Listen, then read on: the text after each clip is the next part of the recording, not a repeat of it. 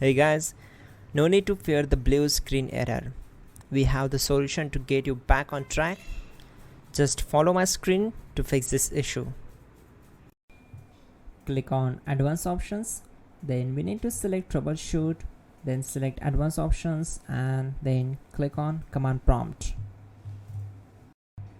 Now type chkdsk space /f space /r space c : and hit enter. Then we need to wait for some time to complete the process. Once done, move to the next step. Type c : and hit enter to execute the command. Now type cd space c : / and hit enter to execute the command. Type cd space Windows and simply hit enter to execute the command. Now type cd space system32 and we need to execute this command. For that, simply hit enter. Now type cd space config and hit enter. Then type md space backup and hit enter. Now type copy space ** space backup and simply hit enter to execute the command. Now execute this command. Type md space backup1, then hit enter. Now type copy space ** space backup1 and hit enter. Type in cd space regback, then simply hit enter.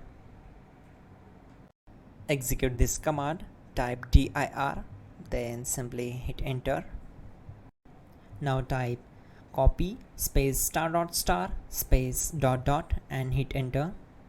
Then type all and hit enter. Type in bootrec space /fixmbr and hit enter to execute the command. Now type in bootrec space /fixboot and simply hit enter to execute the command. Now execute this command. Cd space c : /. Now execute this command. Type cd space Windows /system32 /config regback, then simply hit enter to execute this command. Now execute this command. Type bcdedit space /export space c : /bcd backup and simply hit enter to execute this command. Then move to the next one. Type cd space c : / and hit enter. Now type this md space boot and hit enter. Now type cd space boot and simply hit enter. Now type md space bcd and simply hit enter. Type cd space c : / and hit enter. Type attrib c : /boot /bcd-h-r-s and hit enter. Now execute this command. Type ren space c : /boot /bcd space bcd.old, then simply hit enter to execute this command. And once done, let's move to the next command.